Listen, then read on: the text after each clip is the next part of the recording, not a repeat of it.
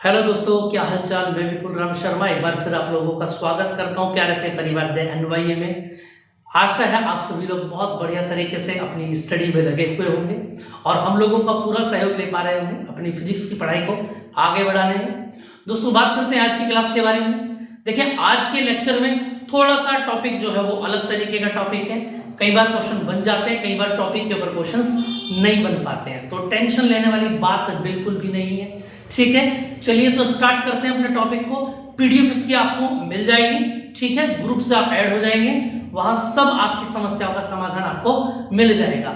चलिए दोस्तों, देखिए जरा, अब पीडीएफ के अकॉर्डिंग इस चैप्टर को मैं थोड़ा सा आपको एक्सपेंड करता हूं। यहां पर देखिए जरा, फर्स्ट पॉइंट की अगर मैं बात करूं, आज हम पढ़ने वाले हैं सेल। तो दोस्तों, अगर मैं सेल की बात करूं तो सेल क्या होता है।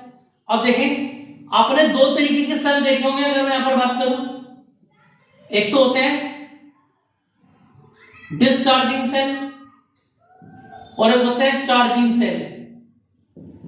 यानी एक सेल तो इस तरीके के होते हैं कि आप उनको चार्ज कर सकते हैं, और एक सेल होते हैं जिनको आप यूज करने के बाद चार्ज नहीं कर सकते, जिनको आपको फेंकना ही होगा। जैसे आप घड़ी में सेल डालते हैं, आप गीजर के अंदर बड़े वाले सेल डालते हैं, आप रेडियो ट्रांजिस्टर के अंदर सेल डालते हैं। समझ में आई बात। और दूसरे सेल होते हैं जिनको हम द्वितीयक सेल भी कहते हैं दोस्तों, सेकेंडरी सेल। वो सेल कहां पर यूज होते हैं, वो कैमरे के अंदर यूज किए जाते हैं, उनको आप चार्ज भी कर सकते हैं। ठीक है, चलिए तो बिना देरी के स्टार्ट करते हैं अपनी बात को। सबसे पहले सेल काम क्या करता है अगर हम बात करें, देखें जरा, आपने देखा होगा सेल के अंदर इस तरीके से बना रहता है, ठीक है, और एक पॉजिटिव टर्मिनल होता है और एक नेगेटिव होता है, और इसके बीच में कुछ ना कुछ केमिकल अंदर भरा हुआ होता है। ठीक है, उसके बारे में कोई बात नहीं करेंगे, अपना जो क्वेश्चन बन सकता है उसी बात के ऊपर यहां पर बात करेंगे। तो देखिए जरा, अगर मैं बात करूं तो मैंने आपको बता दिया चार्जिंग और डिस्चार्जिंग सेल कौन कौन से होते हैं, प्राइमरी और सेकेंडरी सेल। तो देखिए इस सेल के बारे में स्टडी करते हैं। अब ये सेल क्या काम करता है, इसके अंदर कोई ना कोई लिक्विड भरा होता है, और याद रखेंगे इस लिक्विड के थ्रू रासायनिक ऊर्जा को किसमें बदला जाता है, वैद्युत ऊर्जा में बदला जाता है। ठीक है, चलिए अपनी बात को आगे स्टार्ट करते हैं। देखिए जरा, स्टार्टिंग से लेकर के चलता हूं, बिल्कुल मोहब्बत के साथ मैं आपको पढ़ाऊंगा और एक एक चीज आपकी क्लियर करती हुई लेकर चलूंगा दोस्तों। ठीक है, देखें जरा आगे। अगर मैं बात करूं यहां पर विद्युत सेल की, तो देखेंगे इलेक्ट्रिक सेल। विद्युत सेल एक ऐसी युक्ति है जो रासायनिक ऊर्जा को विद्युत ऊर्जा में परिवर्तित कर देता है। यह किसी विद्युत सेल यह किसी परिपथ में आवेश के प्रवाह या वैद्युत धारा के प्रवाह को निरंतर बनाए रखता है। यानी इससे फ्लो होने वाला जो करंट होगा वो रेगुलर फ्लो होता रहेगा दोस्तों, बीच में रुकने का नाम नहीं लेगा, बिल्कुल आपकी और हमारी तरह। ठीक है, देखिए जरा क्या लिखा हुआ है इसमें, दो रोड इसके अंदर लगा रखी है, एनोड और कैथोड। एनोड पर पॉजिटिव है और कैथोड पर नेगेटिव है, और दोनों इलेक्ट्रोड को कहाँ रखा है, एक लिक्विड के अंदर रख रखा है, और ये लिक्विड का नाम क्या होता है, वैद्युत अपघट्य लिक्विड का नाम होता है। इस बात को आप याद रखिएगा, जहां से सवाल बनेगा उसी बात को पकड़ के मैं आपको बताऊंगा। सेल दो प्रकार के होते हैं, प्राथमिक सेल और द्वितीयक सेल, यानी कि प्राइमरी और सेकेंडरी। क्लियर है, चलिए देखिए प्राथमिक सेल क्या होता है, प्राइमरी सेल। स्क्रीन पर आपको दिखाई दे पा रही होंगी सारी बातें। प्राइमरी सेल के बारे में क्या लिखा हुआ है, देखें जरा, इन सेलों में रासायनिक ऊर्जा उत्क्रमणीय क्रियाओं के द्वारा वैद्युत ऊर्जा में परिवर्तित होती है। इन सेलों को पुनः आवेशित नहीं किया जा सकता।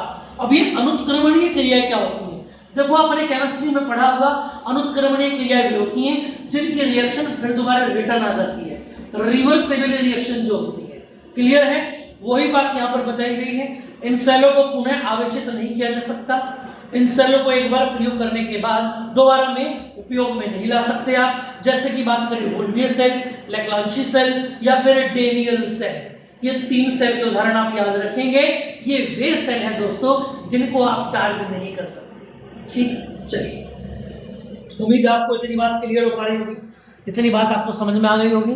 इसके नोट्स आप लोगों को मिल जाएंगे, टेंशन लेने वाली बात नहीं है। चलिए तो दोस्तों, इसके बाद आ जाता है सेकेंडरी पॉइंट हमारा, द्वितीयक सेल क्या होता है। इन सेलों में पहले विद्युत स्रोत से विद्युत धारा भेजकर सेल को आवेशित किया जाता है।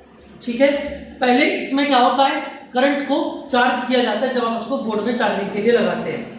इस क्रिया में वैद्युत ऊर्जा रासायनिक ऊर्जा के रूप में संचित हो जाती है ना। जैसे इन्वर्टर के थ्रू बैटरीज के अंदर इलेक्ट्रिक क्या हो जाती है, बिजली क्या हो जाती है, संचित हो जाती है। बिल्कुल वैसे ही सेकेंडरी द्वितीयक सेल में जब आप सेल को चार्जिंग के लिए लगाते हैं तो आवेश क्या हो जाता है, चार्ज कर लेता है और केमिकल फॉर्म में कंजर्व हो जाता है, संरक्षित हो जाता है, ठीक है, जिससे कि जरूरत आने पर वहां से ऊर्जा को निकाला जा सके। इन सेलों को पुनः आवेशित किया जाता है, सेलों का बार बार उपयोग किया जाता है, जैसे सीसा संचयक सेल, क्षारीय संचयक सेल। अब बात आ जाती है, इसके बाद ये कंप्लीट हो जाता है। यहाँ पर अगला पॉइंट आपके सामने देखें जरा, सेलों के बारे में छोटी मगर मोटी बात है, मैं यहाँ पर आपको बताऊंगा, ठीक है। चलिए पहला पॉइंट अगर हम देखने को मिले, आज गर्मी काफी है दोस्तों, बाकी बारिश अपना काम कर रही है ना। चलिए मेहनत लगा के पढ़े थोड़ा, ठीक है, जिस हिसाब से हम मेहनत कर रहे हैं आप लोगों के साथ, आप भी उतना ही हमको रिटर्न दें, इतना तो आप कर ही सकते हैं, ठीक है दोस्तों। चलिए देखते हैं, अगला पॉइंट आ जाता है सेल का विद्युत वाहक बल।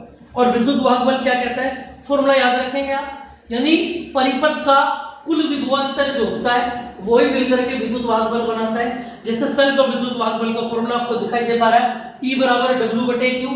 W का मतलब क्या हो गया, जूल, और Q का मतलब हो गया कूलाम। तो जूल पर कूलाम हो गया और यही क्या बन जाता है, वोल्ट बन जाता है, ठीक है। और यही से परिभाषा क्या बनेगी दोस्तों, कि एकांक आवेश को सेल से एक परिपथ में प्रवाहित करने के लिए सेल द्वारा किए गए कार्य को विद्युत वाहक बल कहा जाता है, यानी इलेक्ट्रोमोटिव फोर्स कहा जाता है, इलेक्ट्रोमैग्नेटिक फोर्स नहीं कहा जाता, याद रखेंगे आप, इलेक्ट्रोमोटिव फोर्स कहा जाता है, ठीक है। ये सेल का होता है। चलिए आगे अगला पॉइंट आ जाता है दोस्तों, देखिएगा अगला पॉइंट आ जाता है सेल का टर्मिनल विभवांतर। तो टर्मिनल क्या होता है, देखो आपने बैटरीज के ऊपर खूंटियां देखी होंगी जिनके ऊपर आप चिमटी लगाते थे बचपन में, है ना, बैटरी के पंखे आप चलाते थे उनसे, तो पॉजिटिव और नेगेटिव दो खूंटियां लगी होती थी जिनके अंदर सेल डले हुए होते थे, उन्हीं को हम टर्मिनल बोलते हैं। सेल में भी ऐसी टर्मिनल होती है दो, एक पॉजिटिव और एक नेगेटिव, एक ऊपर होती है सेल की और एक नीचे होती है। देखिए जरा क्या कहती है हमारी पीडीएफ, फॉर्मूला है टर्मिनल विभवांतर का V बराबर W/Q। यहाँ पर भी याद रखेंगे कि एकांक आवेश को सेल के एक टर्मिनल से दूसरे टर्मिनल तक प्रवाहित करने में सेल द्वारा किए गए कार्य को सेल का टर्मिनल विभवांतर कहते हैं, और V बराबर फॉर्मूला हो जाता है W/Q। ये भी बनेगा वोल्ट। विद्युत वाहक बल और टर्मिनल विभवांतर में क्या अंतर बना, सुनेंगे ध्यान से। विद्युत वाहक बल के अंदर संपूर्ण परिपथ का विभवांतर आएगा, लेकिन टर्मिनल के अंदर एक ही सेल के प्लस और माइनस टर्मिनल का विभवांतर आएगा। ये आप याद रखेंगे, जूल पर कूलाम इसकी यूनिट होगी वोल्ट, और यहीं से इसकी आप वीएस दूरी निकाल देंगे। W की कितनी होती है, mlt-2, और नीचे कितनी हो जाती है, Q की। Q बराबर क्या होता है, IT। I का तो A हो गया और T का T हो गया, इसको ऊपर ले जाएंगे, डायरेक्ट इसका इक्वेशन आ जाएगा, क्लियर। चलिए तो फिर एक आखिरी पॉइंट और बच जाता है सेल के बारे में, लगाओ जी पीडीएफ में, देखो जरा सेल का आंतरिक प्रतिरोध। अब याद रखना दोस्तों कि जिस भी परिपथ के अंदर आप सेल को जोड़ेंगे वहां सेल का अपना भी एक प्रतिरोध होता है जो बहुत कम होता है, उसका नाम होता है सेल का आंतरिक प्रतिरोध। अब आप यहां से एक बात याद रखेंगे क्या, कि आंतरिक प्रतिरोध जो होता है उसको स्मॉल r से दिखाएंगे, और जो बाह्य प्रतिरोध होता है उसको कैपिटल R से दिखाएंगे। ये दोनों बातें आपको याद रहेंगी। चलिए जरा, सेल का आंतरिक प्रतिरोध क्या होता है, सेल के भीतर वैद्युत अपघटीय घोल के द्वारा वैद्युत धारा के मार्ग में अवरोध उत्पन्न किया जाता है, जिसे सेल का आंतरिक प्रतिरोध स्मॉल r कहते हैं। और सेल का डायग्राम आपको दिखाई दे पा रहा होगा पीडीएफ में, कितना नन्ना मुन्ना सा डायग्राम बना हुआ है, बिल्कुल ऐसा ही डायग्राम आपको परिपथ के अंदर जोड़ना होगा, याद रखेंगे ये बात। इतनी बात क्लियर है कि नहीं, यहाँ तक किसी बात में कोई प्रॉब्लम हो किसी को। चलिए तो बड़े बेहतर तरीके से आप पढ़ रहे हैं और हम तो आपको पढ़ा ही रहे हैं, ठीक। चलिए दोस्तों, इसके बाद कुछ पॉइंट मैं आपको बताऊंगा जो एमसीक्यूज में या आपको मॉडल वगैरह में भी आगे मिलेंगे, ठीक। अभी मैं आपको टॉपिक के साथ ही लिखा देता हूं, देखें नोट नंबर 1 लिखा हुआ है, आदर्श सेल के लिए आंतरिक प्रतिरोध 0 होता है। एक बढ़िया सेल वो सेल होता है जिसका खुद का प्रतिरोध 0 होता है, हालांकि ऐसा होता नहीं है, 0.1 0.2 ऐसा मान निकल के आ जाता है। दूसरा, प्राथमिक सेल का आंतरिक प्रतिरोध द्वितीयक सेलों के आंतरिक प्रतिरोध से अलग होता है। प्राइमरी जो सेल होते हैं, प्राइमरी कौन से होते हैं, प्राथमिक सेल जिनको आप चार्ज नहीं कर सकते, और प्राथमिक सेलों का आंतरिक प्रतिरोध स्मॉल r, और जो चार्जिंग वाले होते हैं उनका स्मॉल r। कैसे होते हैं, अलग अलग होते हैं, नोट नंबर 3, सेल का आंतरिक प्रतिरोध नियत नहीं रहता, परंतु सेल का उपयोग में लाते रहने पर धीरे धीरे उनका बढ़ जाता है, परंतु सेल का उपयोग में लाते रहने से धीरे धीरे वैल्यू बढ़ जाती है। ठीक है दोस्तों, चलिए तो इसकी पीडीएफ आपको मिल जाएगी, क्लियर है। और पीडीएफ से आप अपने अगर नोट्स बना रहे हैं तो पीडीएफ को निकलवाने की जरूरत नहीं है, आप वहीं से उसके अपना नोट्स बना सकते हैं दोस्तों। ठीक है दोस्तों, इतनी बात क्लियर है। ठीक है, सिलेबस की कोई दिक्कत लेनी नहीं है, हम पूरी तैयारी के साथ लगे हुए हैं। बस आपको एक ही बात फॉलो करनी है, जितना भी काम डेली कराया जाए उसको तुरंत hand to hand copy paste मार लेना अपने माइंड के अंदर, बिल्कुल भी दिक्कत नहीं लेनी है। ठीक है दोस्तों, चलिए तो फिर मिलते हैं नेक्स्ट क्लास में। बने रहिए हमारे साथ, हैंड राइटिंग नोट्स बनाते रहिए और मौज मस्ती के साथ पढ़ते रहिए। जय हिंद।